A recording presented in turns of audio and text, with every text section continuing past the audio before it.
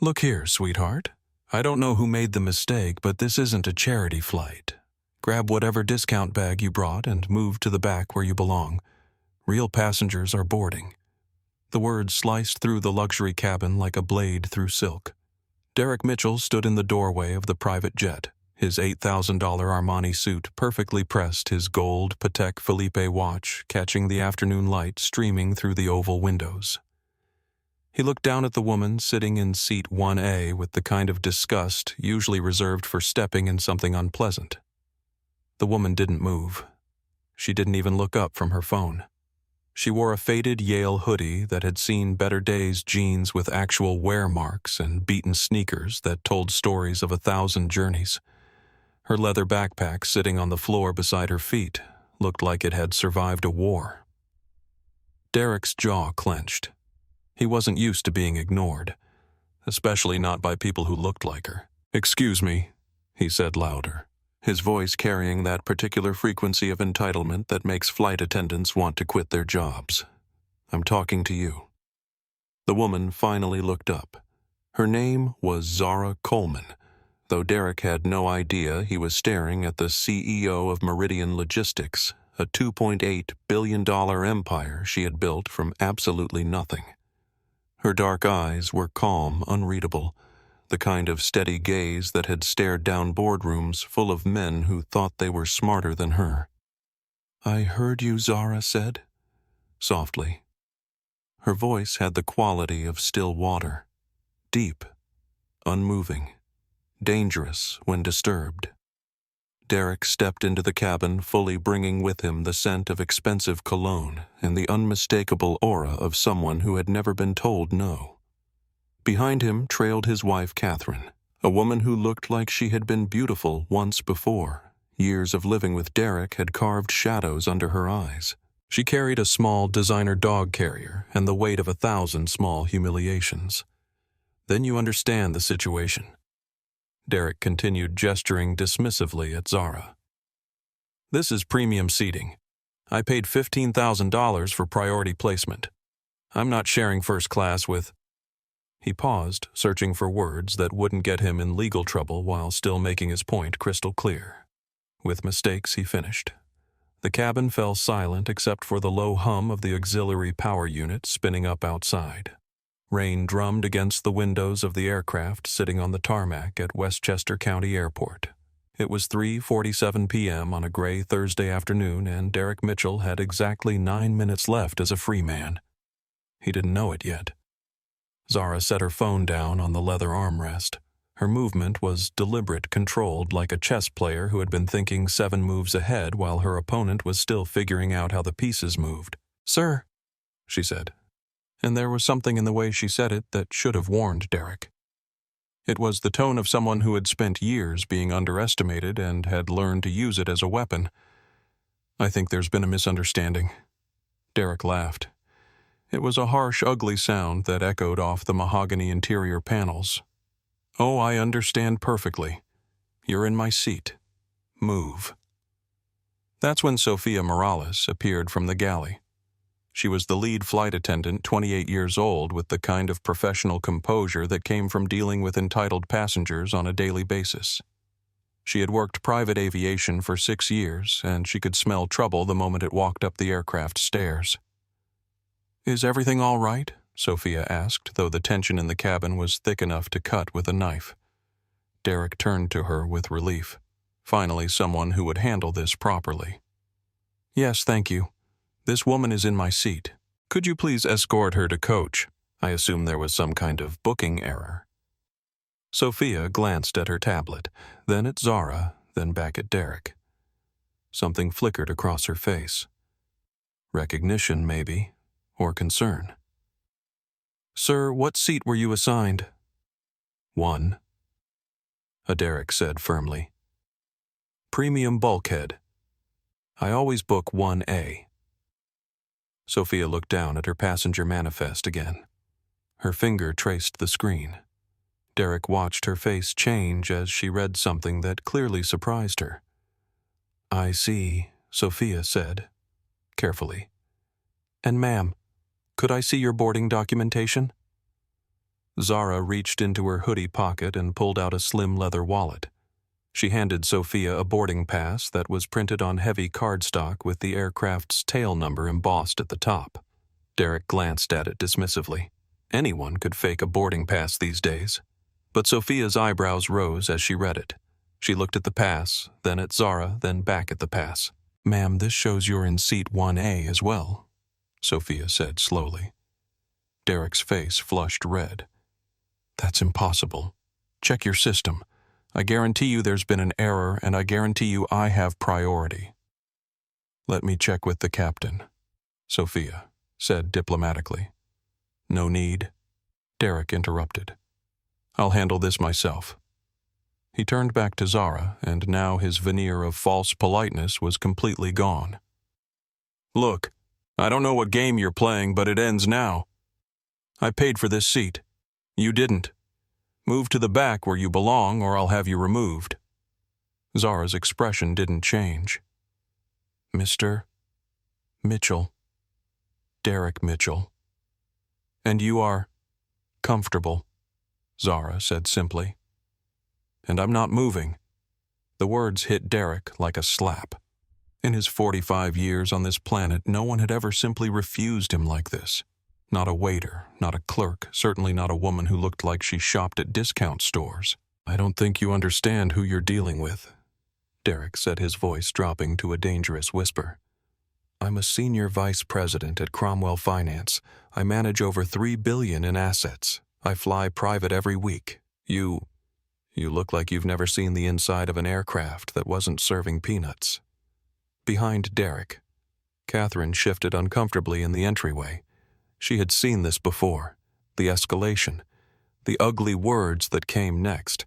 She wanted to say something to stop what she knew was coming, but 23 years of marriage to Derek had taught her that intervention only made things worse. Zara picked up her phone and checked the time. 3:51 p.m. "Mr. Mitchell," she said, and her voice was still that calm, dangerous still water. "This conversation will cost you everything you value." Derek laughed again, louder this time. "Is that supposed to scare me, sweetheart? What are you going to do? Tweet about it?" He leaned down closer to her seat, invading her personal space using his height as intimidation. "Here's how this is going to work. You're going to get up, grab your little backpack, and walk to whatever seat you actually belong in. And if you don't, I'm going to call security and have you dragged off this aircraft in handcuffs. Do we understand each other?" Zara looked up at him. For a moment their eyes met, and Derek felt something he wasn't expecting. It wasn't fear or submission. It was pity. "We understand each other perfectly," Zara said quietly. From the cockpit, Captain James Rodriguez was listening to every word. He was a 20-year veteran of private aviation, a man who had seen every kind of passenger drama imaginable. But this felt different. This felt dangerous. He picked up his phone and started recording. At that exact moment, in a corporate office 3 miles away, Zara's executive assistant, Maria Santos, felt her phone buzz. She glanced at the screen and saw a simple text message, code black. "Mitchell situation. Implement Plan J." Maria's fingers flew across her keyboard. Within 30 seconds, she had pulled Derek Mitchell's complete financial profile, his employment history, and his litigation record. What she found made her stomach turn. 3 HR complaints, 2 settled discrimination lawsuits, a pattern of behavior that Cromwell Finance had been covering up for years. She reached for her secure phone line. Back in the aircraft cabin, Derek was done with conversation. He reached down and grabbed Zara's backpack from the floor. "Since you won't move yourself, I'll move your belongings for you," he said. The bag was heavier than he expected, much heavier. Inside was a laptop that cost more than his car, but Derek didn't know that. He just knew it felt like dead weight as he hauled it toward the back of the cabin. Sir Sophia said sharply, "You cannot touch another passenger's belongings." "Watch me," Derek snapped. He walked to the back of the cabin and dropped the bag onto a seat in the last row. It hit the leather cushion with a heavy thud. There, he said, dusting off his hands. Problem solved. He walked back to seat 1A and sat down, buckling his seatbelt with exaggerated satisfaction. Much better, he said to no one in particular. Now we can get this show on the road. Zara hadn't moved. She was still sitting in the aisle seat next to 1A, her hands folded in her lap, watching Derek with that same calm expression. Sophia Zara said quietly, "Could you please ask Captain Rodriguez to delay takeoff?" "Absolutely not." Derek interrupted. "We're already behind schedule. I have a board meeting in San Francisco at 8 p.m. I'm not missing it because someone can't read a seating chart." Sophia looked between them, clearly torn. "Ma'am, if there's a seating dispute, perhaps we could—" "There's no dispute," Zara said.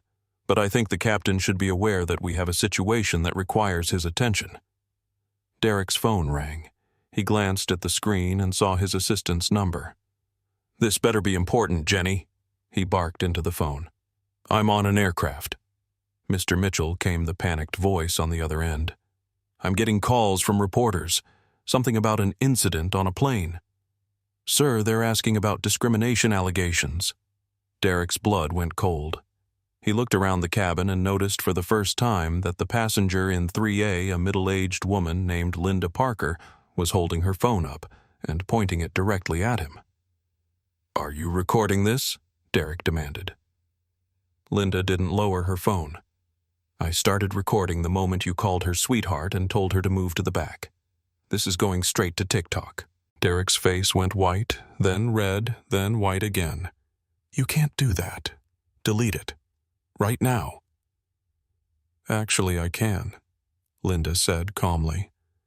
"We're in a private aircraft, not a public space, but passenger safety recordings are completely legal under Federal Aviation Administration guidelines." Derek looked around the cabin wildly. In seat 4B, another passenger, Miguel Santos, was also holding up his phone. "This is insane," Derek said. "You people are ganging up on me." The words hung in the air like smoke. "You people!" Sophia's jaw tightened. Captain Rodriguez's voice came over the cabin intercom. "Ladies and gentlemen, this is your captain speaking. We're going to be returning to the gate for a brief passenger safety assessment. Please remain seated with your seatbelts fastened." Derek shot to his feet, his seatbelt forgotten. "This is ridiculous. I have a meeting. I'm not some kind of safety threat." "Sir, please return to your seat," Sophia said firmly. "I'm not going anywhere," Derek said. "This whole thing is a setup. Can't you see what's happening here? This woman is playing some kind of victim card, and you're all falling for it." Zara finally spoke. "Mr. Mitchell, you might want to sit down." "Don't you tell me what to do," Derek snapped. "I don't know who you think you are, but—" "My name is Zara Coleman," she said quietly. Derek stared at her. The name meant nothing to him, and he said, "And you're sitting in my seat. On my aircraft." The words hit the cabin like a thunderclap. Derek's mouth opened and closed like a fish gasping for air. "That's impossible," he whispered. Sophia checked her tablet one more time and her face went pale. She looked up at Zara with something close to awe. "Ma'am, I'm so sorry. I didn't realize. The manifest just says Z. Coleman and I." "It's all right, Sophia," Zara said gently. "You're doing your job exactly right." Derek was still staring, his mind trying to process what he was hearing. "You can't own this aircraft. You're... Black Zara suggested helpfully. Derek's mouth snapped shut. Wearing a hoodie, Zara continued, "Not dressed like your idea of a CEO." The aircraft was rolling now, returning to the gate. Through the windows, Derek could see ground crews scrambling vehicles with flashing lights racing across the tarmac. "This isn't happening," Derek said to himself. "This isn't real." But it was real. And it was just beginning. The Gulfstream G550 shuddered to a stop at Gate 7, and Derek Mitchell's world began to unravel at the speed of light. Ladies and gentlemen, we've returned to the gate for a brief operational delay. Captain Rodriguez's voice crackled over the intercom. Please remain seated while we sort out a passenger services issue. Derek was anything but seated. He paced the narrow aisle of the aircraft like a caged animal, his phone pressed to his ear, his voice rising with each failed attempt to control the narrative. Jerry, I don't care what it costs. Get me a lawyer. Now. Some woman is trying to frame me for discrimination, and these people are recording everything. Zara remained exactly where she had been, calm as a lake before a storm. She hadn't moved to reclaim seat 1A. She didn't need to. The point had been made, and now she was content to watch Derek destroy himself one word at a time. Sir Sophia said for the fourth time, I really need you to take a seat. I'm not sitting anywhere near her. Derek snapped, pointing at Zara like she was radioactive. This whole thing is a setup. She's probably some professional victim who goes around looking for lawsuits. Miguel Santos, the passenger in 4B, adjusted his phone to get a better angle. He was a marketing executive for a tech startup, and he recognized a viral moment when he saw one. His Instagram live stream already had 3,000 viewers and climbing. Can everyone hear this? Miguel whispered to his phone. This man just accused a woman of being a professional victim because she wouldn't give up her seat to him. The comments on his live stream were exploding. OMG, is this really happening? Someone identify this man. This is disgusting. Plot twist. What if she really does own the plane? Derek's phone rang again. This time it was his boss. Derek. What the hell is going on? I'm getting calls from our PR team about some kind of incident. Please tell me you're not involved in anything that's going to end up on the evening news. Derek stepped toward the back of the cabin, lowering his voice, but the acoustics of the aircraft meant everyone could still hear every word. Bob, it's nothing. Just some misunderstanding with seating arrangements. I'll be in San Francisco on schedule. Is it true you're on Meridian Logistics' corporate jet? Derek paused. How did you know that? Because I just got off the phone with their legal department. Derek, please tell me you didn't do something stupid. I didn't do anything. This woman was in my seat, so I moved her stuff. That's not a crime. The silence on the other end of the line was deafening. Derek Bob's voice was deadly quiet. What woman? Some passenger who thinks she owns the place. She's claiming to be some CEO, but look at her. She's dressed like she works at a warehouse. Another long silence. Derek hung up the phone. Right now. Don't say another word to anyone until you talk to our attorneys. The line went dead. Derek stared at his phone, and for the first time since this nightmare began, he felt a cold finger of fear touch his spine. From her seat, Zara watched Derek's face cycle through confusion, anger, and the first dawning realization that he might be in serious trouble. She felt no satisfaction in his distress. This wasn't about revenge. This was about something much more important. She was 12 years old the first time someone told her she didn't belong somewhere. The Riverside Country Club had just opened its pools for the summer, and Zara's foster mother had scraped together the money for a day pass, thinking it would be a special treat. Zara had been so excited. She had never seen a pool that wasn't crowded with dozens of screaming children. She was standing at the edge of the crystal-clear water, her toes curled over the concrete lip when the pool manager appeared beside her. "Excuse me, little girl," he had said. "This pool is for members and their guests only. Your kind doesn't swim here." Zara had looked around at all the white faces in the water, the white families lounging on white pool chairs, and she understood. She didn't argue. She didn't cry. She just turned around and walked back to the changing room, her day pass clutched in her small fist. That night she had made herself a promise. Someday she would own the pool. 26 years later, she owned a lot more than that. Catherine Mitchell had been silent since boarding the aircraft, but now she spoke for the first time. "Derek, please just sit down. Her voice was small, exhausted, the sound of a woman who had watched her husband humiliate people for so long that she no longer had the energy to be surprised by it. "Don't tell me what to do," Derek snapped at his wife. "This isn't your problem." "Everything you do is my problem," Catherine said quietly, and something in her tone made everyone in the cabin look at her. "I'm tired of being embarrassed by your behavior." Derek's face flushed red. "My behavior? I'm the victim here. I paid $15,000 for premium seating and instead I get harassment and false accusations." Linda Parker, still recording from seat 3A, spoke up. "Sir, I've been filming since you boarded. You told Ms. Coleman to move to the back where she belongs. You called her sweetheart. You grabbed her belongings without permission. What part of that makes you the victim?"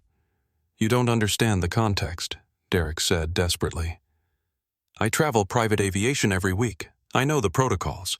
When there's a seating error, the person who paid the higher fee gets priority. It's standard procedure." "Show me your boarding pass," Zara said suddenly. Everyone turned to look at her. She was still sitting calmly, but now there was something different in her voice, a sharpness that hadn't been there before. What Derek said. "Your boarding pass. You claim you paid $15,000 for seat 1A. Show me the documentation." Derek fumbled in his suit jacket and pulled out a crumpled piece of paper. He waved it in the air like a flag. "Right here. Seat 1A. Premium bulkhead." Sophia reached out her hand. "May I see that?" Sir Derek hesitated, then handed it over.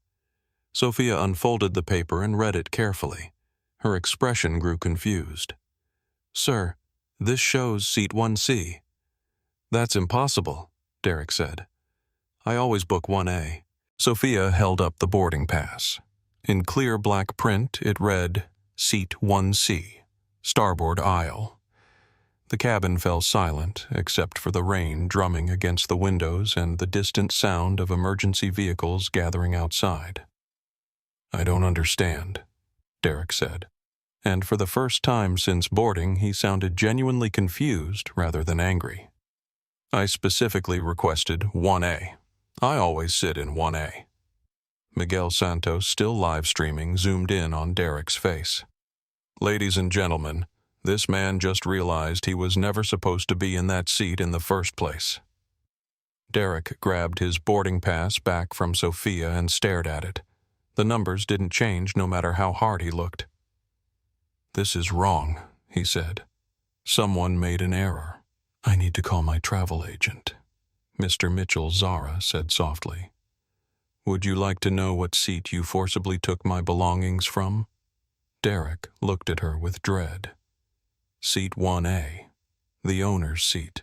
The seat that's reserved on every flight for the person who actually owns this aircraft." Sophia checked her tablet again and nodded.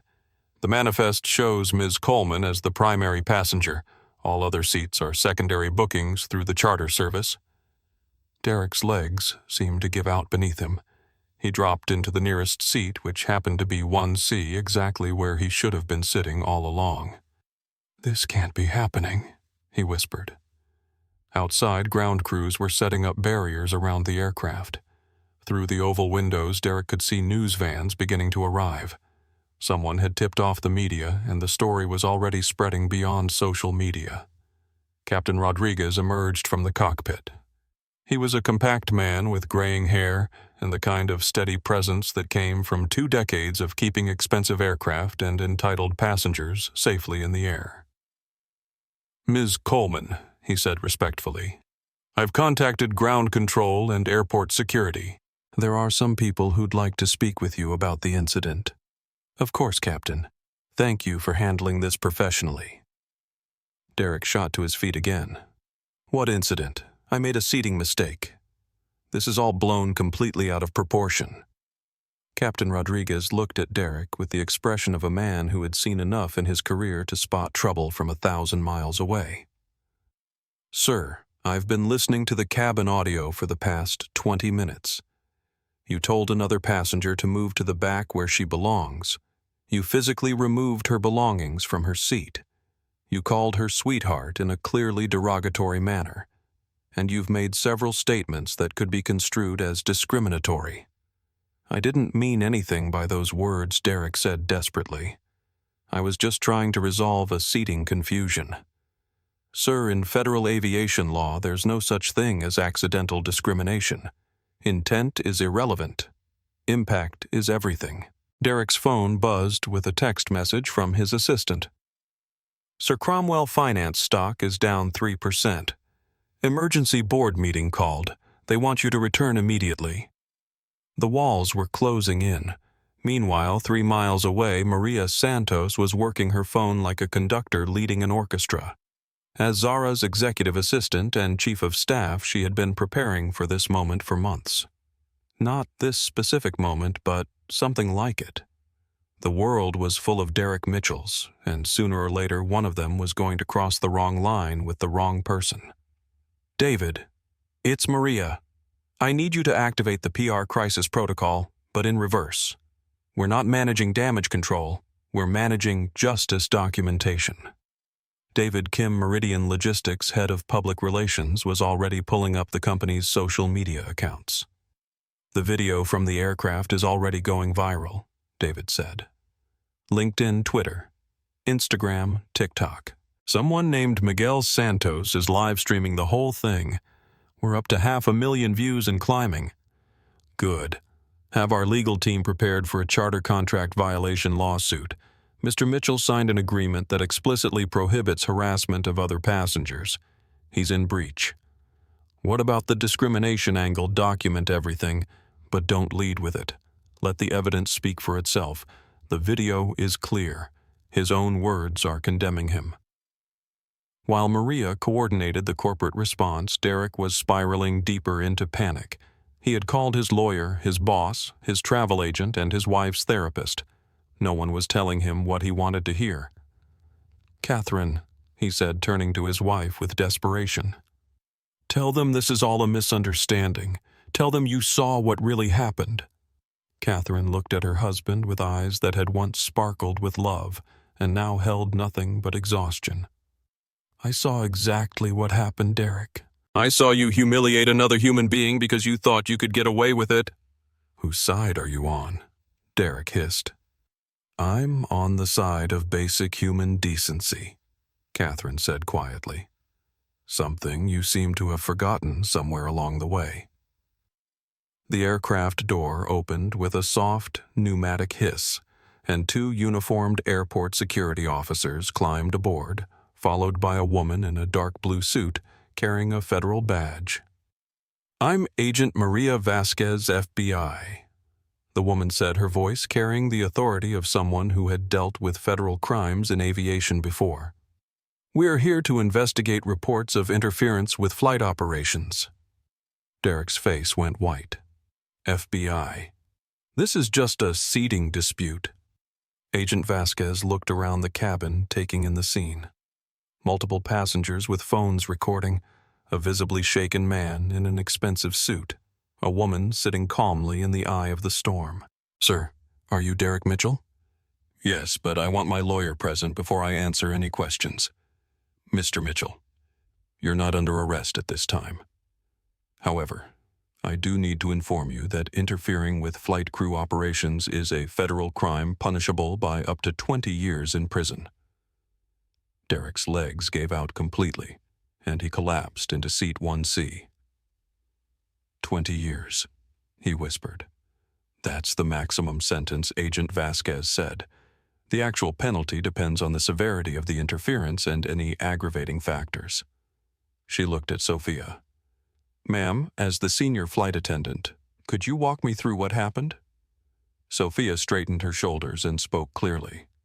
Agent Vasquez, Mr. Mitchell boarded the aircraft and immediately demanded that Ms. Coleman vacate her assigned seat. When she declined, he became verbally aggressive, used discriminatory language, and physically removed her belongings from the seat without permission. Did he threaten her? He told her he would have her thrown off the plane if she didn't comply with his demands. Agent Vasquez made notes on a small tablet. And Ms. Coleman, how did you respond? Zara spoke for the first time since the FBI had boarded. "Agent Vasquez." I remained calm and asked the captain to delay takeoff for safety reasons.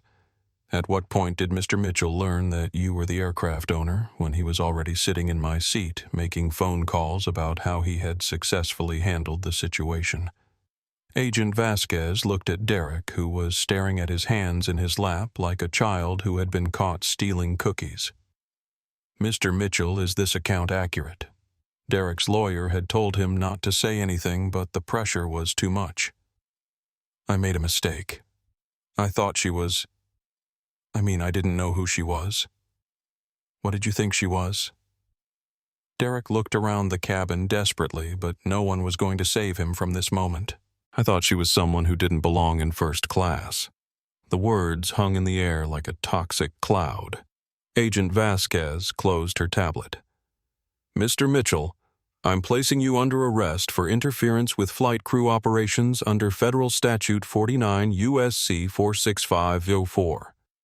As the handcuffs clicked around Derek's wrists, his phone buzzed one last time with a text message from his boss, Derek. "You're terminated effective immediately. Security will escort you from the building. Don't come back." Outside, the aircraft news trucks were lined up like soldiers preparing for battle. Derek Mitchell's private discrimination had just become very, very public, and the consequences were just getting started. The handcuffs were cold against Derek Mitchell's wrists, but not nearly as cold as the realization that his life was over. Agent Vasquez read him his rights in a clear, professional voice that cut through the cabin like a scalpel. "You have the right to remain silent. Anything you say can and will be used against you in a court of law." Derek barely heard the words. He was staring at Zara Coleman, trying to understand how a woman in a faded hoodie could have destroyed his entire existence in less than an hour. "You have the right to an attorney. If you cannot afford an attorney, one will be provided for you." The irony wasn't lost on anyone in the cabin. Derek Mitchell, who had spent his entire adult life buying his way out of problems, would now be assigned a public defender. "Do you understand the rights I have just read to you?" Derek nodded numbly. As the FBI agent prepared to escort him off the aircraft, Derek turned back to Zara one last time. "I didn't know," he said desperately. "If I had known who you were, I never would have..." Zara looked at him with something that might have been sadness. "That's exactly the problem, Mr. Mitchell. You didn't think I deserved basic respect unless I could prove I was important enough to earn it." The words hit Derek like a physical blow. He opened his mouth to respond, but Agent Vasquez was already guiding him toward the aircraft door. Ma'am Catherine Mitchell spoke up suddenly. Everyone turned to look at Derek's wife, who had been silent for most of the nightmare. "Miss Coleman, I want to apologize. Not just for today, but for all the times I stayed quiet when I should have spoken up." Zara studied Catherine's face and saw something there that she recognized. The exhaustion of a woman who had been complicit in cruelty for so long that she had forgotten what it felt like to stand up for what was right. "Mrs. Mitchell, you're not responsible for your husband's choices, but you are responsible for your own." Catherine nodded, tears beginning to form in her eyes. "I'm done being silent." As Derek was led away in handcuffs, Catherine made a decision that had been 23 years in the making. She pulled out her phone and called her lawyer. "Susan, it's Catherine Mitchell. I need you to prepare divorce papers." "Yes, immediately." Outside the aircraft, the media circus was in full swing. News trucks from every major network had descended on Westchester County Airport. Social media was exploding with hashtags Seatgate Derek Mitchell Zara Coleman Justice at 30,000 feet. Miguel Santos was still live streaming, and his viewer count had reached 2.3 million. The comments were coming so fast they were impossible to read. Linda Parker had uploaded her video to TikTok with the caption, "Rich white man demands black woman give up her seat." Plot twist: she owns the plane. The video had been viewed 15 million times in the past hour, But the real explosion was happening in corporate boardrooms across the country. At Cromwell Finance headquarters in Manhattan, the emergency board meeting was in chaos. How did we not know about this, demanded Margaret Hoffman, the chief executive officer. How does a senior VP go viral for discrimination without us having any warning? Robert Cromwell, the company founder and board chairman, was staring at his phone in disbelief. The video has 40 million views across all platforms. Our stock is down 12% and falling. What's our liability exposure? Asked the general counsel. If this goes to civil court, we're looking at potentially unlimited damages. Meridian Logistics has enough money to bury us in legal fees alone. Margaret stood up and paced to the window overlooking Central Park. Pull Derek's personnel file. I want to know if there were warning signs we missed. The Human Resources Director, Patricia Kim, was already pulling up Derek's records on her laptop. Her face went pale as she read. We have a problem, Patricia said quietly. Derek has 3 formal HR complaints filed against him in the past 5 years, all involving discriminatory behavior toward minorities and women. The room fell silent. Were any of these complaints substantiated? Margaret asked. 2 were settled quietly with financial agreements and non-disclosure clauses. The 3rd was dismissed after the complainant suddenly withdrew her statement. Jesus Christ, Robert muttered. We've been covering up a pattern of discrimination for years. Margaret turned away from the window. Patricia, I want Derek's access revoked immediately. Security, IT, everything.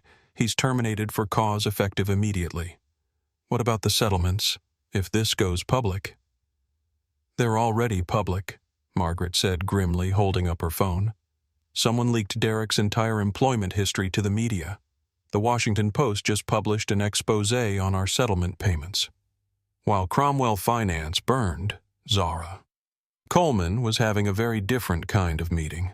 She had moved to the aircraft's conference area, a luxurious space with leather chairs arranged around a mahogany table.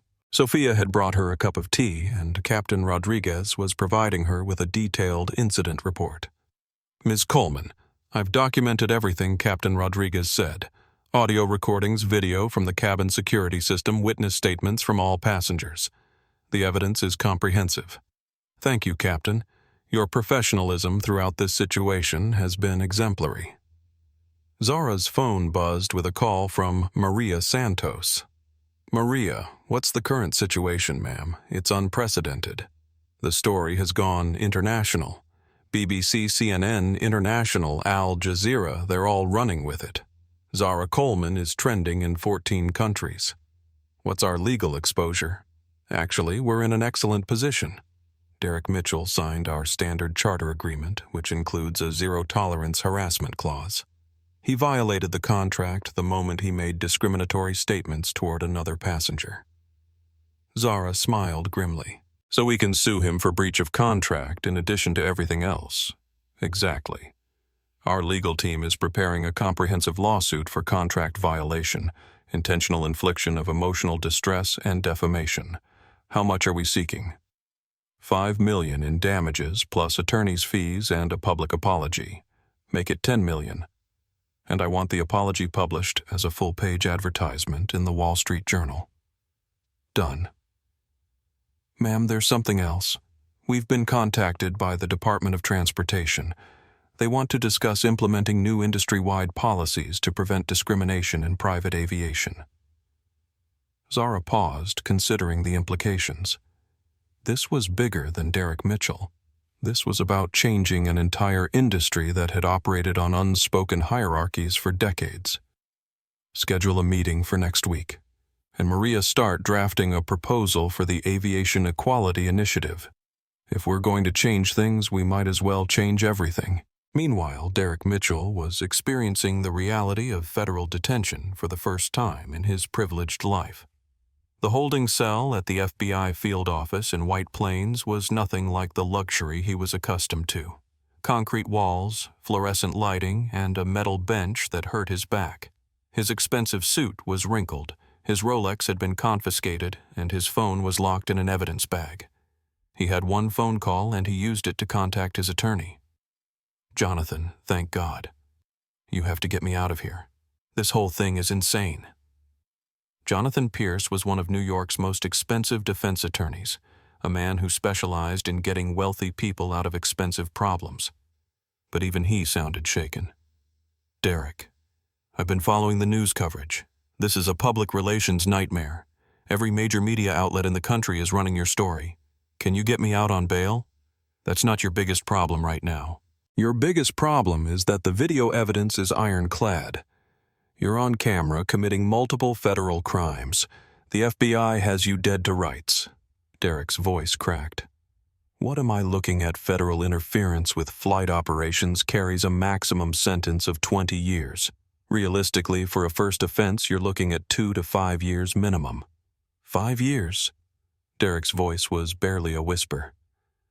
Derek, that's if we plea bargain and the prosecution is feeling generous. If this goes to trial and the jury sees that video, you could be looking at the full sentence. Can't we settle this? Pay her off? Make it go away? Jonathan was quiet for a long moment. Derek, I've been practicing law for 30 years. I've never seen evidence this clear-cut. Zara Coleman has you on video discriminating against her, physically removing her belongings and making explicitly racist statements. There's no defense. I never said anything racist. Derek, you told a black woman to move to the back where she belongs. In the context of American history, that phrase has specific and unmistakable racial connotations. Any jury is going to see it that way. Derek slumped against the concrete wall. For the first time in his adult life, money couldn't solve his problems. Back on the aircraft, the last passengers were finally disembarking. Miguel Santos had ended his live stream after 5 hours, and his followers were already organizing boycotts of Cromwell Finance. Linda Parker shook Zara's hand before leaving. Ms. Coleman, thank you for handling that with such grace. I have a 12-year-old daughter, and I want her to see that video. I want her to understand that dignity isn't about what you're wearing or what you look like. Mrs. Parker, please tell your daughter that her voice matters. When people like you speak up, it makes all the difference. Sophia was cleaning up the cabin when she approached Zara. Miss Coleman, I've been working private aviation for 6 years, and I've seen a lot of discrimination. Usually it's subtle. Passengers getting accidentally downgraded longer wait times for service crew members making assumptions about tip amounts. Today is the first time I've seen someone fight back effectively. Sophia, you handled this perfectly. Your professionalism protected everyone on this aircraft. Ma'am, can I ask you something personal? Zara nodded. How did you stay so calm? If someone had treated me the way Mr. Mitchell treated you, I would have lost my temper. Zara was quiet for a moment, thinking back to that 12-year-old girl standing at the edge of a swimming pool she wasn't allowed to enter. Sophia, anger is a luxury I've never been able to afford. When you're fighting a system that expects you to fail, you have to be twice as smart, twice as prepared, and twice as calm as everyone else. The moment you lose your temper, you become the stereotype they want you to be. But doesn't that get exhausting? Zara smiled, and for the first time all day it reached her eyes. It used to. But you know what I learned. The quiet ones are always underestimated. And being underestimated is the greatest advantage you can have. Captain Rodriguez appeared from the cockpit with his final report. Ms. Coleman, everything is documented and filed. Airport security has cleared us for departure whenever you're ready. Actually, Captain, I think I'll drive back to the city. I need some time to think. Of course, ma'am. Should I have the aircraft prepared for your San Francisco meeting tomorrow? Cancel San Francisco. Tomorrow I'm meeting with the Department of Transportation in Washington. It's time to make some changes. As Zara gathered her belongings, her phone buzzed with a text from an unknown number. She almost deleted it without reading, but something made her open it. Ms. Coleman, this is Catherine Mitchell. I know you have no reason to listen to me, but I wanted you to know that I've filed for divorce. I'm also planning to testify against Derek in any legal proceedings. What he did today was unforgivable, but it wasn't the first time. I should have stopped him years ago. I'm sorry it took your courage to give me mine." Zara stared at the message for a long moment, then typed back, "Mrs. Mitchell, it's never too late to choose what's right. If you need any support during this process, please don't hesitate to reach out." As she stepped off the aircraft and into the crisp October air, Zara could see news trucks still lined up outside the airport fence. Tomorrow, Derek Mitchell would be headlines around the world. But tonight, she was just a woman who had refused to give up her seat. She thought about all the times she had been underestimated, dismissed, or overlooked because people saw her appearance before they saw her accomplishments. She thought about every woman who had ever been told to move to the back, every person who had ever been made to feel like they didn't belong. Derek Mitchell had picked the wrong seat. But more than that, he had picked the wrong woman. And now the entire world would see what happened when privilege met consequence at 30,000 feet. The battle was won. But the war for equality had only just begun. The first domino fell at 11:47 p.m. Eastern Time, exactly 8 hours after Derek Mitchell was arrested. Cromwell Finance's stock had closed down 18% in after-hours trading. The company's social media accounts were flooded with thousands of comments demanding Derek's termination and calling for boycotts. The firm's largest client, a pension fund worth $2.8 billion, had already sent a formal letter requesting a review of their relationship. But the real earthquake was happening in corner offices and boardrooms across Manhattan's financial district. Margaret Hoffman. Cromwell Finance's CEO was in her Park Avenue office at midnight, surrounded by crisis management consultants, lawyers, and public relations specialists. The emergency response team had been working non-stop since the video went viral. "How bad is it?" Margaret asked David Chen, the head of public relations. David looked exhausted. He had been fielding media calls for 6 hours straight. "It's unprecedented. Every major news outlet wants a statement. 60 Minutes called. 2020 called. The Today Show wants an interview with you personally. What are they asking whether we knew about Derek's pattern of discriminatory behavior? Whether this is representative of company culture? Whether we're going to compensate Ms. Coleman beyond any legal settlement?" Margaret rubbed her temples. "And the stock down 22% in international markets. London opened 30 minutes ago and we're getting hammered. Financial analysts are calling it the fastest reputation destruction they've ever seen." Patricia Kim, the HR director, looked up from her laptop. "Margaret, we have a bigger problem. I've been going through Derek's past complaints, and I think we need to contact everyone who settled with us." "Why?" "Because if this goes to a discrimination lawsuit, those previous settlements could be introduced as evidence of a pattern. We could be looking at a class action suit." The room fell silent. Margaret had been CEO of Cromwell Finance for 8 years. She had navigated market crashes, regulatory investigations, and hostile takeovers, but she had never seen anything like this. "How much are we talking about? If every previous settlement gets reopened, plus damages from the Coleman incident, plus punitive damages for covering up Derek's behavior, we could be looking at 50 to 100 million in legal exposure." Margaret stood up and walked to the window overlooking Central Park. In the distance, she could see news trucks parked outside the building, their satellite arrays pointing skyward like metal flowers reaching for the sun. "Draft a statement," she said finally. "We're terminating Derek, effective immediately. We're conducting a comprehensive review of all past HR complaints, and we're implementing mandatory anti-discrimination training for all employees. What about Derek's severance package? He doesn't get one. Termination for cause means he forfeits everything: salary bonuses, stock options, pension contributions, all of it." David Chen made a note. "That's going to save us about $4 million. "It's not about the money," Margaret said quietly. "It's about accountability." While Cromwell Finance burned, Derek Mitchell was discovering what life looked like without his wealth to protect him. The federal holding cell had no windows, no clock, and no comfort. Derek had been there for 12 hours, and every minute felt like an eternity. His Italian leather shoes had been replaced with paper slippers. His custom-tailored shirt was wrinkled and stained with sweat. His perfectly styled hair was disheveled. But the worst part was the silence. For 45 years, Derek's phone had never stopped ringing. Business calls, social invitations, confirmation calls from exclusive restaurants and private clubs. Now there was nothing but the distant hum of fluorescent lights and the occasional footsteps of guards walking past his cell. At 2 a.m., a guard appeared with paperwork. "Mitchell, you made bail." Derek shot to his feet. "Thank God." "Who posted it?" "Your wife." Derek felt a surge of relief. Catherine must have come to her senses.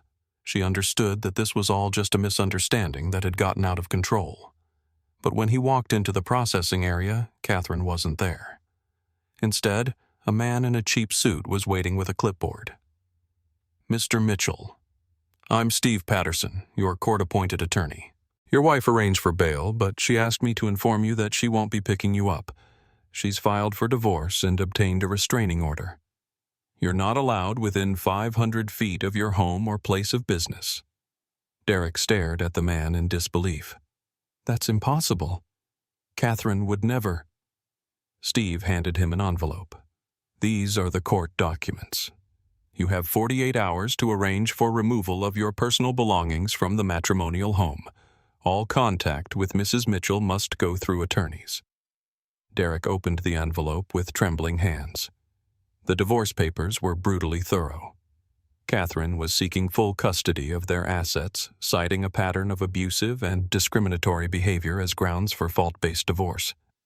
"Where am I supposed to go?" Steve shrugged. "That's not my department. I'm just here to make sure you understand the terms of your bail. You can't leave the state. You can't contact Ms. Coleman or anyone involved in the incident. And you have to surrender your passport."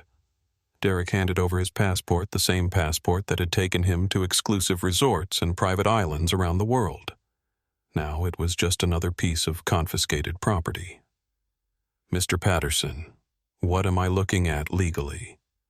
Federal interference with flight operations, possible civil rights violations, and breach of contract. Ms. Coleman's attorneys filed a $10 million lawsuit 3 hours ago. $10 million. That's insane. Actually, it's conservative. Given the video evidence and the media coverage, they could probably ask for $50 million and get it." Derek stumbled out of the FBI building into the cold pre-dawn air. For the first time in his adult life, he had nowhere to go. Meanwhile, 200 miles south in Washington, D.C., Zara Coleman was having a very different kind of morning. She had driven back to the city the night before, taking the long way through Connecticut and New York to clear her head. She had stopped at a small diner in New Jersey for coffee and pie, sitting anonymously among truck drivers and night shift workers who had no idea they were sharing breakfast with one of the country's most powerful CEOs. Now she was in her corner office on the 47th floor of the Meridian building, watching the sunrise over the Potomac River and reading the morning news coverage. Every major newspaper had the story on the front page. The Wall Street Journal, private jet discrimination incident highlights, aviation industry bias. The Washington Post, when privilege meets justice at 30,000 feet. The New York Times viral video exposes gaps in corporate anti-discrimination efforts. But it was the international coverage that really struck her. The BBC American CEO demonstrates power of quiet resistance. Le Monde, l'incident qui révèle les discriminations dans l'aviation privée.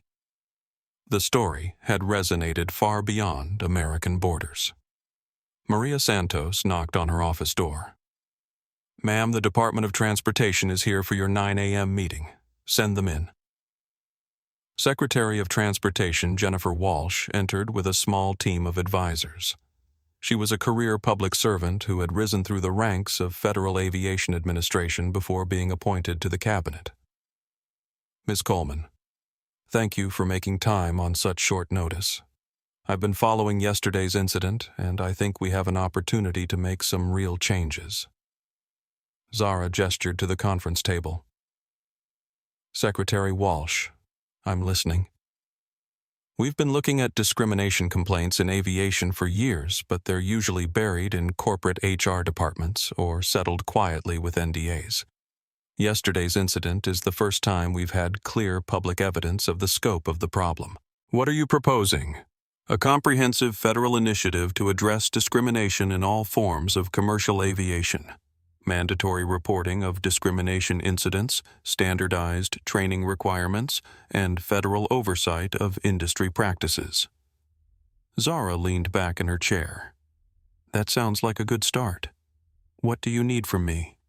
Your platform and your credibility. You've built one of the most successful logistics companies in the country. When you speak, people listen.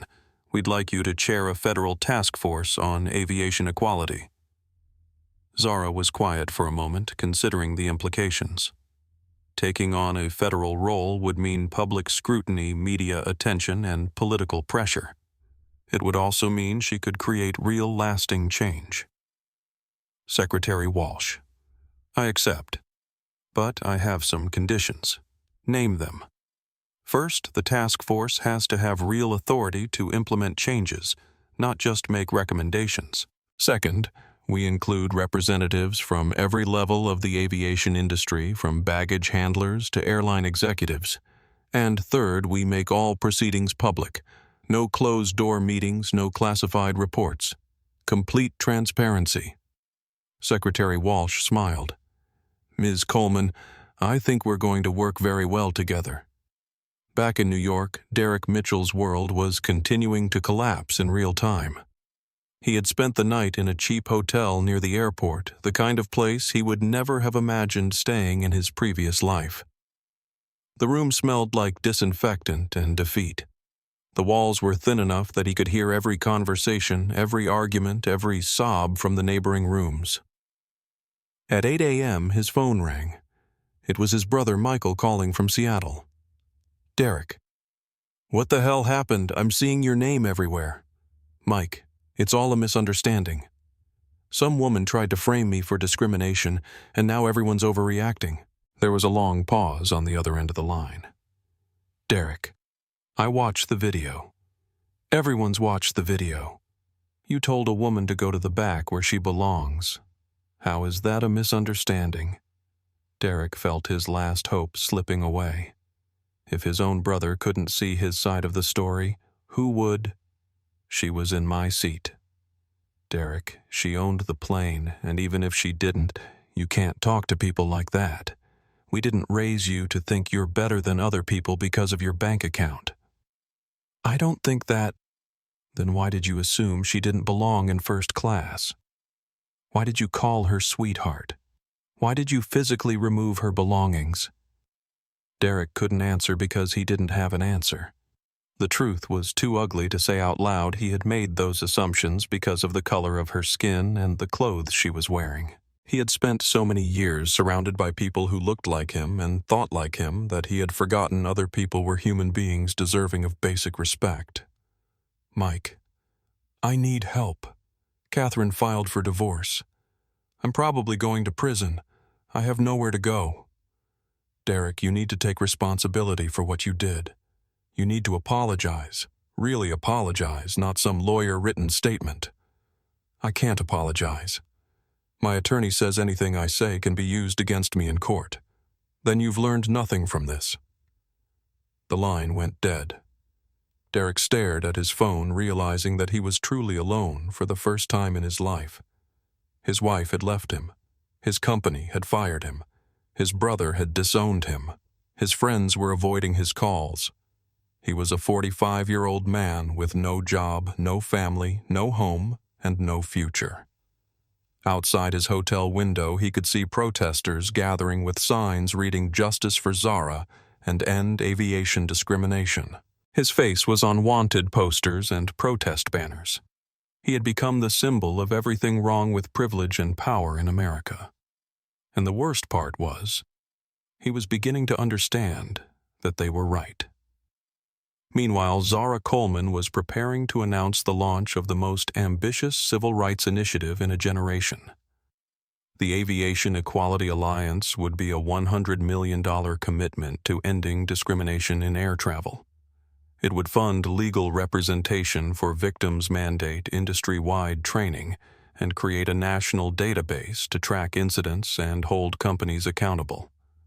But more than that, it would send a message that the days of quiet discrimination were over. The days of settling complaints with NDAs were over. The days of looking the other way were over. Derek Mitchell had thought he was stealing a seat. Instead, he had awakened a sleeping giant. And that giant was about to change everything.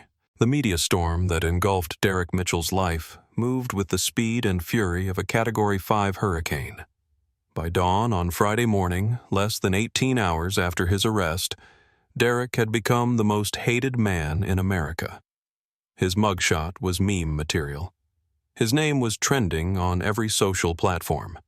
Late-night comedians were writing jokes about him. Cable news panels were debating whether his behavior represented a broader cultural problem, but the real destruction was happening in the corporate world, where reputation mattered more than quarterly earnings. At 6 a.m., Margaret Hoffman was back in her Cromwell finance office watching the company's stock price crater in European markets, down 31% in London, 28% in Frankfurt, 35% in Tokyo. International investors were fleeing anything associated with the Derek Mitchell scandal. Her assistant burst into the office without knocking. "Margaret, we have an emergency. The pension fund pulled their account. $2.8 billion gone. They issued a statement saying they can't work with a firm that tolerates discrimination." Margaret closed her eyes and took a deep breath. In one night, Derek Mitchell had cost her company nearly $3 billion in assets under management. How many other clients are threatening to leave 17 so far, representing about $8 billion in total assets? The math was brutal. Cromwell Finance managed approximately $40 billion. If they lost 20% of their clients over the Derek Mitchell scandal, it would be the largest reputation-driven collapse in Wall Street history. Margaret's phone rang. It was the chairman of the board. "Margaret, emergency board meeting in 1 hour. We're discussing your resignation." "My resignation? I didn't do anything wrong." "You hired Derek Mitchell. You promoted him. You ignored HR complaints about his behavior. The board feels that senior leadership failed in its oversight responsibilities." Margaret felt her own career slipping away. "Robert, I had no idea about Derek's pattern of behavior." Margaret, ignorance isn't a defense when you're running a company that manages $40 billion of other people's money. Our clients trust us to make sound judgments about character. We failed. The line went dead.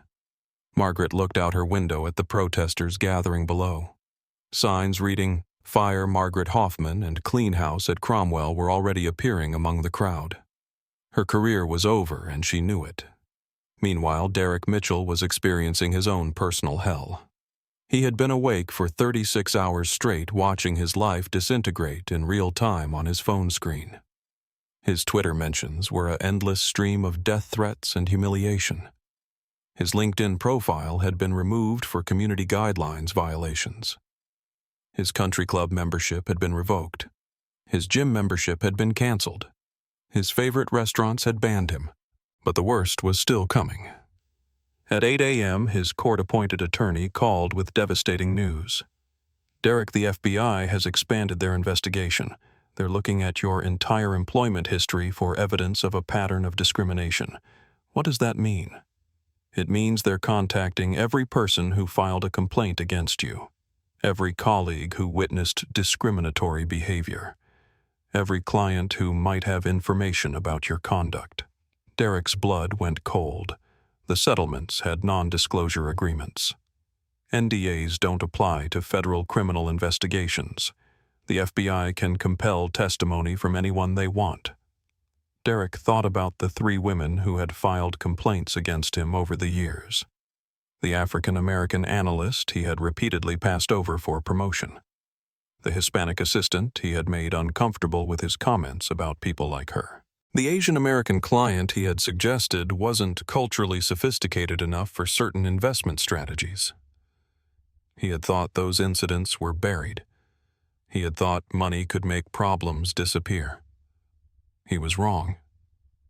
How bad is this going to get, Derek, if the FBI finds evidence of a pattern of discriminatory behavior? You could be looking at federal civil rights charges in addition to the aviation interference charges. We're talking about 5 to 10 years in federal prison minimum. Derek's phone slipped from his trembling hands. While Derek's world imploded, Zara Coleman was building something extraordinary. The Meridian Building's main conference room had been transformed into a war room for social justice. Lawyers, activists, corporate executives, and government officials filled every seat around the massive mahogany table. On the walls, multiple screens displayed social media feeds, news coverage, and legal documents related to the Derek Mitchell case. Maria Santos was coordinating the response like a general commanding an army. Legal update, she announced to the room. We've filed the $10 million civil lawsuit against Derek Mitchell. We're also pursuing a separate lawsuit against Cromwell Finance for negligent supervision and creating a hostile environment through their pattern of covering up discriminatory behavior. David Kim, the head of public relations, raised his hand. The media response has been overwhelming. We've had interview requests from every major network. 60 Minutes wants a sit-down with Ms. Coleman. The Today Show wants to do a week-long series on discrimination in corporate America. Zara looked up from the legal briefs she was reviewing. Accept the 60 Minutes interview. Decline the rest for now. We need to control the narrative carefully. This isn't about personal vindication. It's about creating structural change. Jennifer Walsh, the Secretary of Transportation, joined the meeting by video conference from Washington. Ms. Coleman. I've spoken with the Attorney General's office. They're fast-tracking the federal task force on aviation equality. We can have the first meeting within 2 weeks. What's the timeline for implementation? If we move quickly, we can have new federal regulations in place within 6 months. Mandatory anti-discrimination training, standardized reporting requirements, and federal oversight of complaint handling. Zara smiled for the first time in days.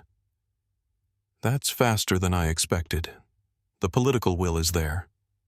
When a story goes this viral, Congress pays attention. Nobody wants to be seen as defending discrimination.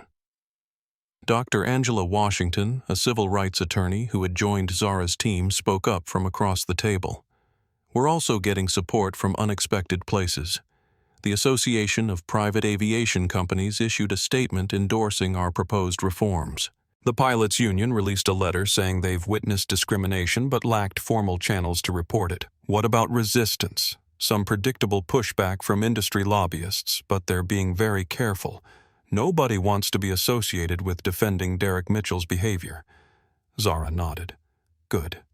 The faster we can turn this moment into lasting change, the better. Meanwhile, the personal cost of Derek's actions was becoming clear for everyone in his orbit. Catherine Mitchell was in her attorney's office going through the details of her divorce filing. She had been married to Derek for 23 years, and extracting herself from his life was like untangling a spiderweb. Catherine, you need to understand that this is going to be very public, her lawyer Susan Rodriguez explained. The media is going to want to interview you. They're going to ask what you knew about Derek's behavior and when you knew it. Catherine had been dreading this conversation. I knew he had attitudes. I knew he made comments. But I never thought it was this bad. Did you ever witness him discriminating against anyone directly? Catherine was quiet for a long moment, remembering 100 small incidents she had chosen to ignore. The way Derek spoke to service workers, the assumptions he made about people based on their appearance, the casual cruelty he inflicted on anyone he considered beneath him. Yes, she said quietly. Many times. Are you willing to testify about what you witnessed Catherine thought about her daughter away at college, who had called crying after seeing the video? She thought about all the times she had stayed silent when she should have spoken up. She thought about the woman in the hoodie who had shown more courage in one afternoon than Catherine had shown in 23 years of marriage. Yes, I'll testify. Susan made a note in her file. Catherine, you should know that testifying against Derek could make you a target for his legal team. They might try to claim you're an unreliable witness or that you have ulterior motives because of the divorce. I don't care. I'm done being complicit. While Catherine was finding her courage, Derek was losing the last vestiges of his dignity. The cheap hotel where he was staying had become a media circus. Reporters camped outside his door. Camera crews followed him to the convenience store when he bought coffee and stale sandwiches. Someone had leaked his room number, and his phone rang constantly with calls from journalists offering money for exclusive interviews. But the worst humiliation was still coming. At noon on Friday, Cromwell Finance held a press conference to announce Derek's termination and Margaret Hoffman's resignation. The event was broadcast live on every financial news network. Margaret stood at a podium in the company's marble lobby, looking like she had aged 10 years overnight. Cromwell Finance deeply regrets the incident involving our former employee, Derek Mitchell. She began, her voice trembling slightly. Mr. Mitchell's behavior was reprehensible and completely contrary to our company values. He has been terminated immediately and will forfeit all severance and benefits. A reporter shouted a question. Did you know about Mr. Mitchell's history of discrimination complaints? Margaret paused, knowing that her answer would determine whether she faced criminal charges for covering up discriminatory behavior. I was not fully informed about the scope of Mr. Mitchell's behavioral issues. That failure of communication represents a breakdown in our oversight processes that I take full responsibility for. Another reporter. Are you resigning because of the Derek Mitchell scandal? I am resigning because I failed to protect our employees and clients from discriminatory behavior. That failure is unacceptable, and I will not allow my mistakes to further damage this company's reputation. Margaret walked away from the podium without taking any more questions, ending a 30-year career in finance. Derek watched the press conference from his hotel room, realizing that his former boss had just thrown him completely under the bus. Margaret's carefully worded statement made it clear that Derek was a rogue employee whose behavior was unknown to senior management. But Derek knew the truth. Margaret had been aware of his complaints. She had signed off on the settlement payments. She had transferred him to different departments to avoid problems rather than addressing his behavior. Now she was saving herself by sacrificing him completely. Derek's lawyer called with more bad news. Derek, the prosecutor, is offering a plea bargain. Plead guilty to federal interference charges and serve 18 months in minimum security prison. If you go to trial and lose, you're looking at 5 years minimum. What about the civil lawsuit Ms. Coleman's attorneys are willing to settle for $5 million and a public apology? If it goes to trial, they're asking for $20 million. Derek did the math. He was worth approximately $12 million in total assets, most of which were tied up in real estate and investments that Catherine would get in the divorce. After legal fees and settlements, he would be bankrupt. I need time to think. Derek, this offer expires at midnight tonight. After that, both the criminal prosecutor and Coleman's attorneys withdraw all plea bargain options. Derek hung up and stared at the ceiling of his cheap hotel room. Outside, protesters were chanting his name. Television crews were providing live updates on his legal situation. Social media influencers were making content about his downfall. He had become a cautionary tale, a symbol of what happened when privilege met accountability. And the worst part was he was beginning to understand that he deserved it. At 6 p.m., Zara Coleman appeared on the evening news for her first interview since the incident. Anderson Cooper leaned forward across his CNN desk.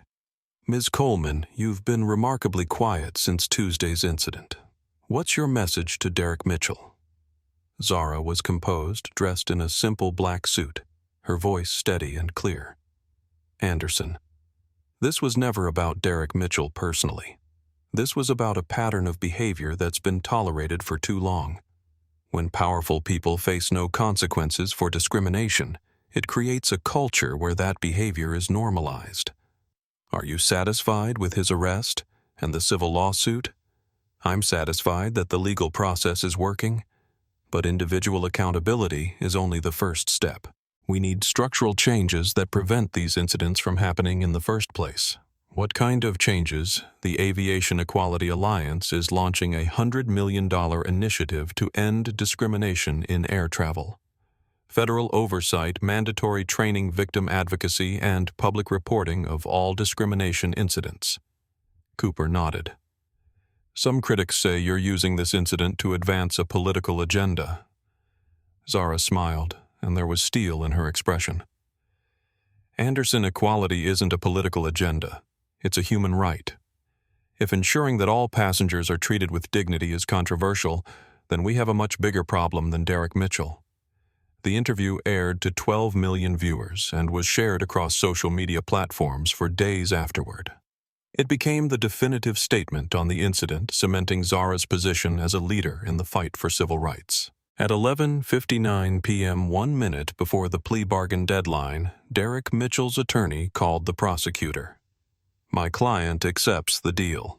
Derek Mitchell, former senior vice president at Cromwell Finance, would serve 18 months in federal prison and pay $5 million to settle Zara Coleman's lawsuit. But more importantly, he would become the first person prosecuted under new federal guidelines for discrimination in aviation. His case would be studied in law schools. His name would appear in corporate training materials.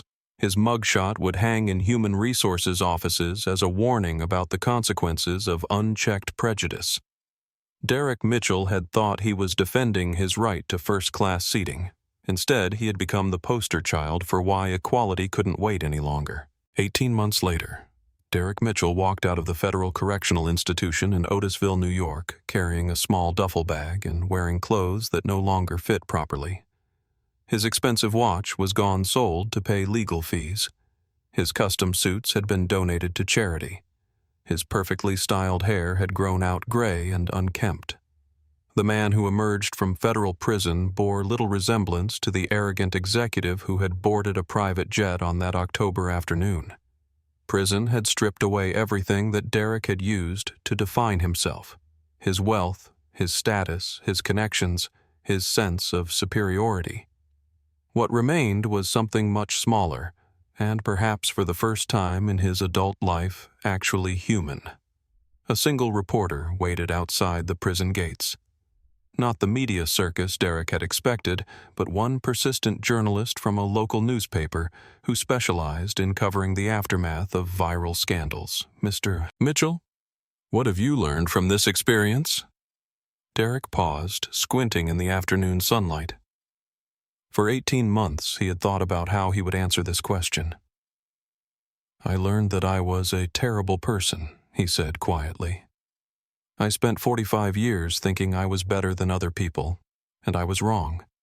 I hurt people who didn't deserve to be hurt, and I can't undo that damage. Do you blame Ms. Coleman for your downfall?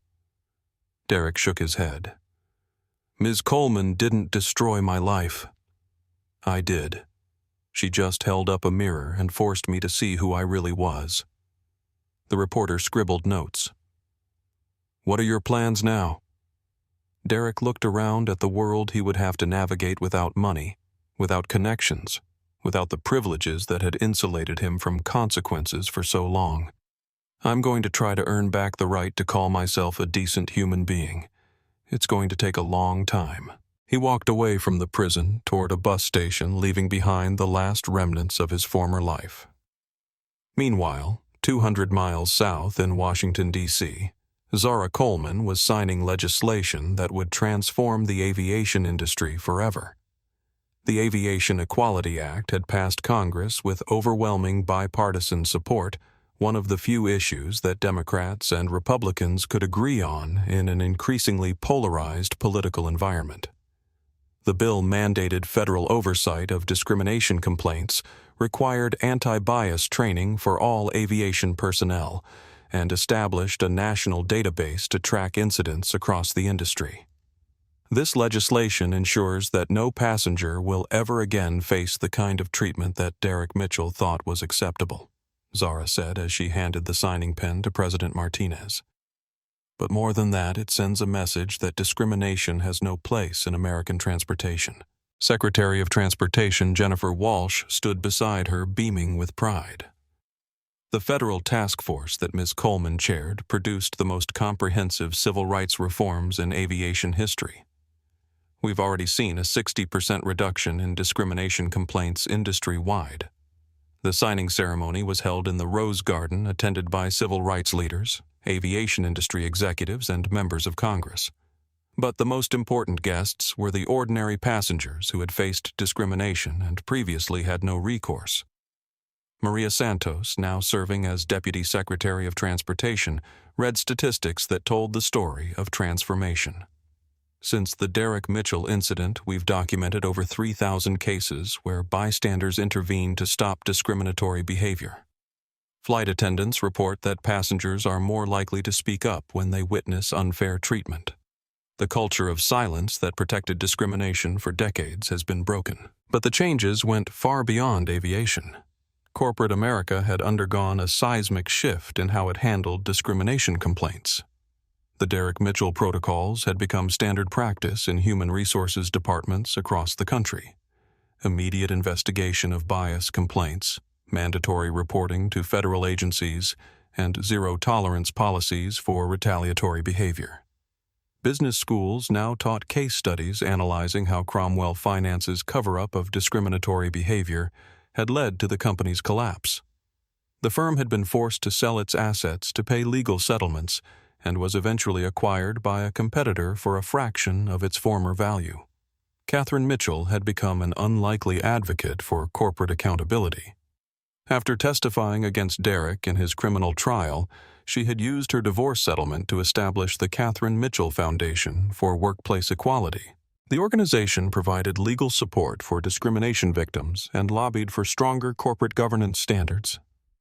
"I spent 23 years married to a man who treated other people as less than human," Catherine said, during a speech at a corporate ethics conference. "I stayed silent because it was easier than confronting his behavior. But silence is complicity, and complicity is a choice. I want to help other people make better choices than I did." Sophia Morales, the flight attendant who had handled the original incident with such professionalism, was now the Director of Passenger Rights for the Federal Aviation Administration. She traveled the country training aviation personnel on de-escalation techniques and bias recognition. "What we learned from the Derek Mitchell case is that discrimination thrives in environments where people are afraid to speak up," Sophia explained to a room full of airline executives. "When we give employees the tools and authority to intervene, most incidents can be stopped before they escalate." Captain James Rodriguez had been promoted to Chief of Safety for the entire private aviation fleet. The recordings he made during the original incident were now used in training programs to teach pilots when and how to document passenger misconduct. Pilots have a responsibility to ensure the safety of everyone on their aircraft, Captain Rodriguez told a gathering of aviation professionals.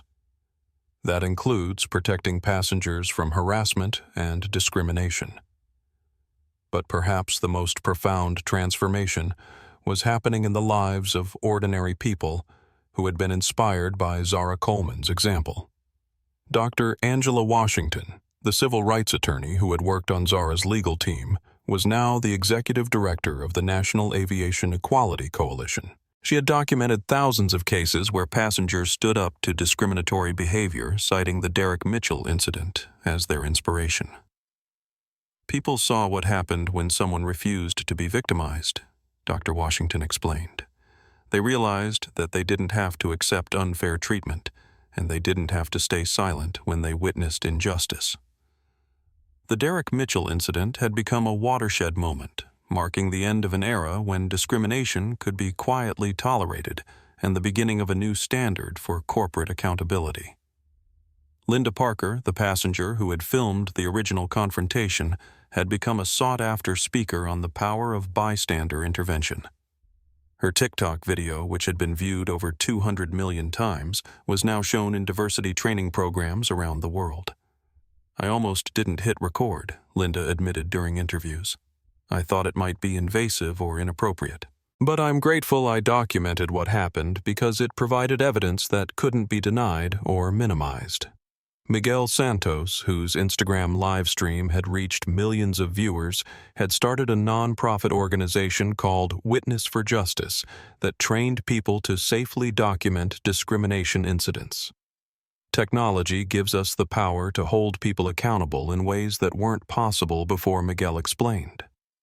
But with that power comes responsibility to use it ethically and effectively. The ripple effects extended far beyond the aviation industry. Hotels began implementing Zara Coleman standards for guest services, requiring staff to treat all customers with equal respect, regardless of appearance or perceived socioeconomic status. Restaurants adopted policies prohibiting discrimination in seating and service quality. Retail stores created customer bill of rights that explicitly protected against profiling and harassment. The business case for equality had become undeniable. Companies that implemented strong anti-discrimination policies saw improved customer satisfaction, reduced legal liability, and better employee retention. Discrimination wasn't just morally wrong, it was bad for business. Derek Mitchell's former colleagues at Cromwell Finance had scattered to other firms, carrying with them hard-learned lessons about the consequences of tolerating toxic behavior. Many reported that they were more likely to speak up when they witnessed discrimination, having seen firsthand how quickly careers and companies could be destroyed by viral incidents. Margaret Hoffman, the former CEO who had resigned in disgrace, spent 2 years in therapy before launching a consulting firm that specialized in helping companies identify and address discriminatory practices before they became public relations disasters. "The Derek Mitchell case taught us that ignorance is no longer a viable defense," Margaret explained to corporate clients. "In an age of social media and smartphones, every employee interaction is potentially public. Companies have to proactively address bias, not reactively manage crises. But the most significant changes were often the quietest ones. Flight attendants reported that passengers were more polite and respectful. Airport staff noted that complaints about discriminatory treatment had dropped dramatically. Private aviation companies implemented customer dignity standards that prioritized respect over revenue. In countless small ways, the Derek Mitchell incident had shifted cultural expectations about how people should treat each other. The Derek Mitchell case studies were now required reading in business school ethics courses. Law schools used the incident to teach students about the intersection of criminal law, civil rights, and corporate liability. Psychology programs analyzed the case as an example of how unconscious bias could lead to destructive behavior.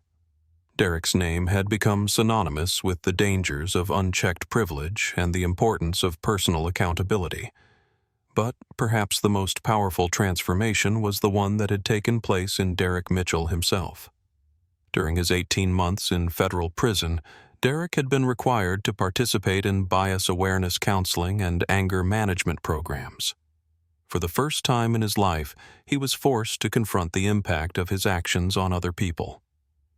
The most difficult moment came during a victim impact session where he was required to write a letter to Zara Coleman, acknowledging the harm he had caused. The letter was never sent. Zara had made it clear through her attorneys that she wanted no contact with Derek. But the exercise forced him to grapple with the full scope of his behavior. "I used to think that success meant accumulating enough wealth and status to insulate myself from other people," Derek wrote in a journal that prison counselors required him to keep. "I thought that if I could climb high enough, I wouldn't have to see the people I was stepping on. But isolation isn't success. It's just another form of prison." Derek's journey toward redemption would be long and uncertain. He had lost his family, his career, his wealth, and his social standing. But he had gained something that had been missing from his life for decades: humility. As he rode the bus away from prison toward an uncertain future, Derek carried with him the hardest lesson he had ever learned: that true strength comes not from dominating others, but from recognizing their fundamental human dignity. The Derek Mitchell who had boarded that private jet 18 months earlier no longer existed. In his place was a man who would spend the rest of his life trying to atone for the damage that his former self had inflicted on the world. Whether he would succeed remained to be seen. But for the first time in his adult life, Derek Mitchell was finally asking the right questions about what it meant to be a decent human being. And that perhaps was the beginning of real change. 2 years after the incident that changed everything, Zara Coleman stood in the same private jet cabin where Derek Mitchell had tried to humiliate her into giving up her seat. The aircraft was preparing for departure from Westchester County Airport bound for Los Angeles, where Zara would deliver the keynote speech at the National Conference on Transportation Equality. But this flight held special significance beyond its destination. Today marked the second anniversary of what the media had dubbed the incident that sparked a movement. Sophia Morales, now wearing the uniform of a Federal Aviation Administration supervisor, greeted Zara at the aircraft door with a warm smile. "Ms. Coleman, welcome aboard. It's an honor to have you flying with us today." "Sophia, the honor is mine. You've come so far since that difficult day." Sophia's eyes sparkled with pride and purpose. "That day changed my life. It taught me that staying professional means protecting people, not just following procedures." As Zara settled into seat 1A, her seat the one that Derek Mitchell had tried to steal, she ran her fingers over a small scuff mark on her leather bag. The mark left by Derek's shoe during their confrontation had never been repaired. It served as a reminder of how far she had traveled, not in miles, but in impact. Captain James Rodriguez's voice came over the intercom with the familiar pre-flight announcement, but today his words carried extra meaning. "Ladies and gentlemen, welcome aboard Meridian 1. As we prepare for departure, I want to remind everyone that this aircraft represents more than transportation. It represents the principle that every passenger, regardless of appearance or background, deserves dignity and respect." The cabin held only a few passengers today. In addition to Zara, there was Dr. Angela Washington, who would be presenting research on the effectiveness of federal aviation reforms. Miguel Santos, the passenger whose live stream had helped document the original incident, was now working as a documentary filmmaker and was capturing footage for a film about corporate accountability. But the most significant passenger was Catherine Mitchell. Derek's former wife had requested permission to fly with Zara today, not as a gesture of reconciliation, but as an act of personal courage. Catherine was traveling to Los Angeles to testify before a congressional committee about the importance of corporate whistleblower protections. Coleman Catherine said as they reached cruising altitude. "I need you to know something. The day Derek treated you so horribly, I wanted to speak up. I knew his behavior was wrong, but I was afraid of the confrontation it would create." Zara turned to study Catherine's face. 2 years had transformed Derek's former wife from a silent accomplice to a powerful advocate for change. Catherine had used her divorce settlement to fund legal support for discrimination victims, and had become one of the most effective voices for corporate accountability reform. Mrs. Mitchell courage isn't the absence of fear. It's acting despite the fear. You found your voice when it mattered most. Catherine's eyes filled with tears. "I testified against my own husband. I helped send him to prison. Sometimes I wonder if I did the right thing. You did the only thing that could break the cycle. Derek needed to face consequences for his actions, and other victims needed to see that accountability was possible." Through the oval windows, Zara could see the landscape of America passing below. Somewhere down there, Derek Mitchell was beginning his new life as an ex-convict working at a car wash in New Jersey and living in a studio apartment that cost more per month than he used to spend on lunch. She didn't take satisfaction in his downfall. Derek's punishment had never been the point. The point was ensuring that no one else would have to endure what she had experienced in this very cabin. Ma'am Sophia said, approaching with an envelope. This arrived for you just before takeoff. The sender insisted it be delivered during the flight." Zara opened the envelope and found a handwritten letter on cheap notebook paper. "Ms. Coleman." It began in shaky handwriting. "I know you don't want to hear from me, and I understand why. I'm not writing to ask for forgiveness or to make excuses for my behavior. I'm writing because I need you to know that what happened on that airplane saved my life." Zara continued reading, surprised by the vulnerability in Derek's words. "For 45 years, I lived as a person I'm ashamed to have been. I treated people like objects. I valued wealth over character. I thought that having money made me better than everyone else. I was wrong about everything." The letter went on for 3 pages, detailing Derek's journey through prison therapy and the slow, painful process of rebuilding his understanding of human dignity. "I work at a car wash now," Derek's letter concluded. "My co-workers are mostly immigrants and people of color, the same people I used to look down on. They've taught me more about honor and integrity than I learned in 20 years of elite business education. I'm learning very slowly how to be a decent person. I wanted you to know that the terrible thing I did to you led to the first honest conversation I've ever had with myself. I can never undo the harm I caused, but I can try to live differently going forward. I hope that your continued success brings justice to people who need it.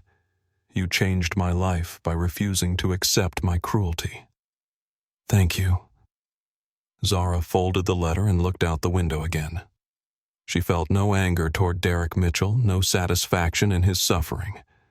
What she felt was something more complex and ultimately more hopeful, the recognition that change was possible even for someone who had seemed irredeemable.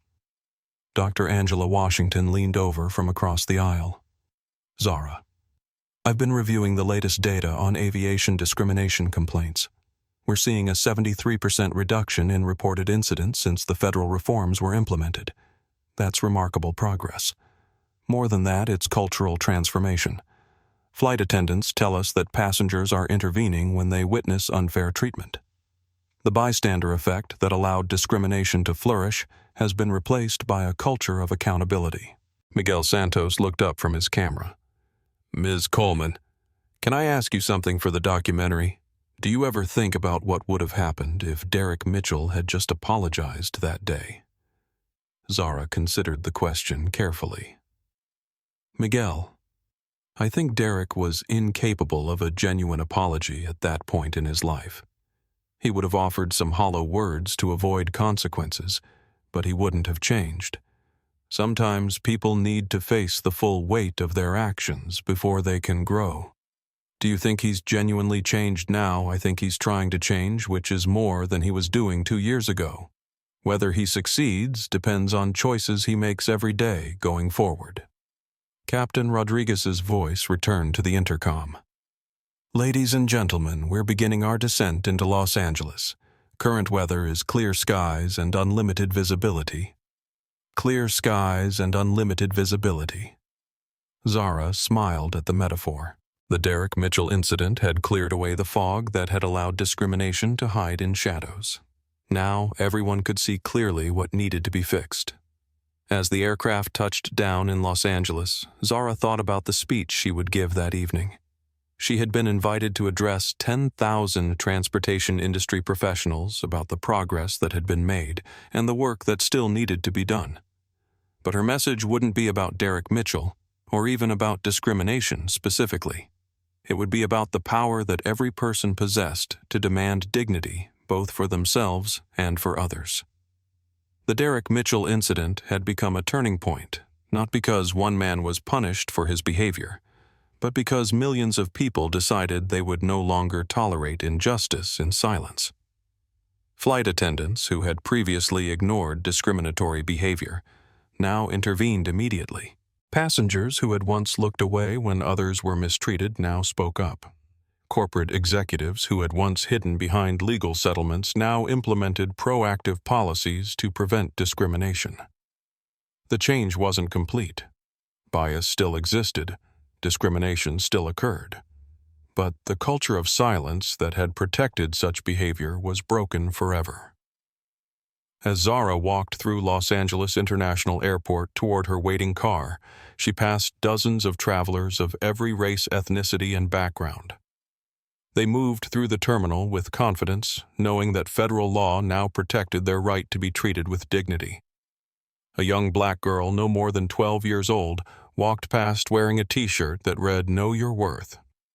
She looked up at Zara with bright, curious eyes, unaware that she was seeing the woman who had helped create a world where her worth would be recognized regardless of what she was wearing or where she came from.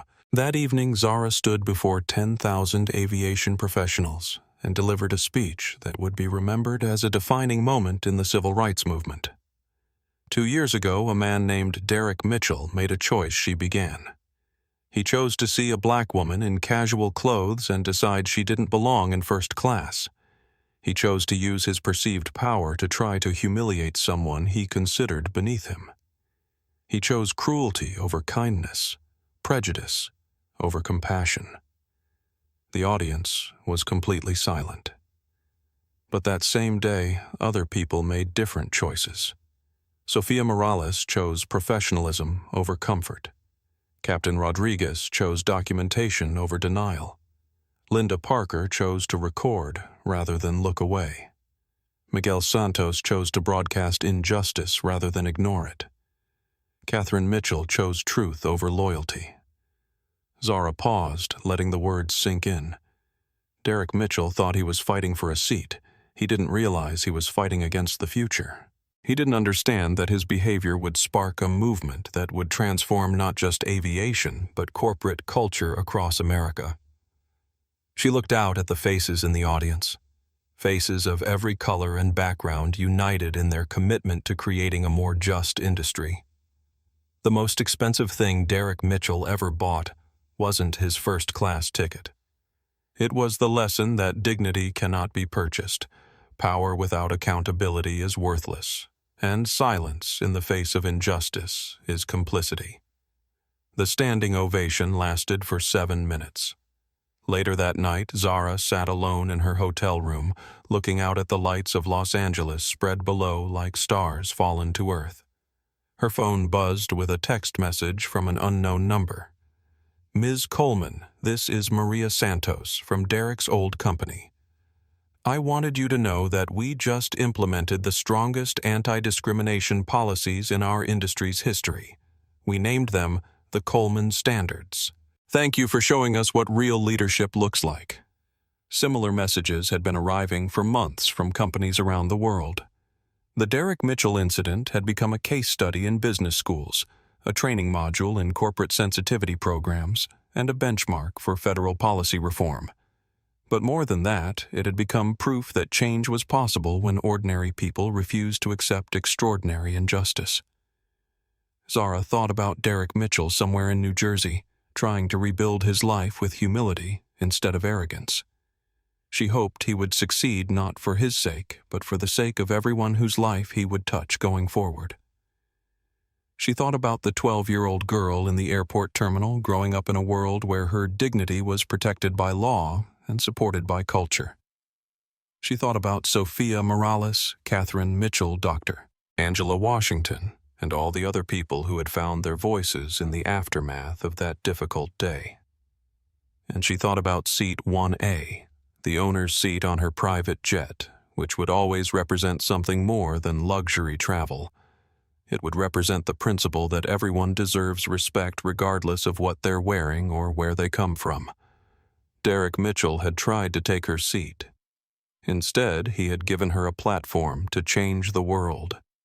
And sometimes, Zara reflected as she prepared for sleep, the most powerful responses to hatred were not anger or revenge, but the quiet determination to build something better from the wreckage of someone else's cruelty. The jet that had carried Derek Mitchell toward his downfall was now carrying others toward justice, dignity, and hope. And that perhaps was the most fitting consequence of all.